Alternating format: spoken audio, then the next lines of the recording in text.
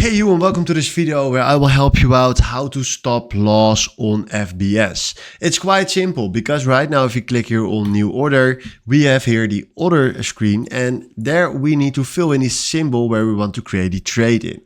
Then from there we need to fill in the volume, so how much we want to trade with that. And then after that we select here instant execution.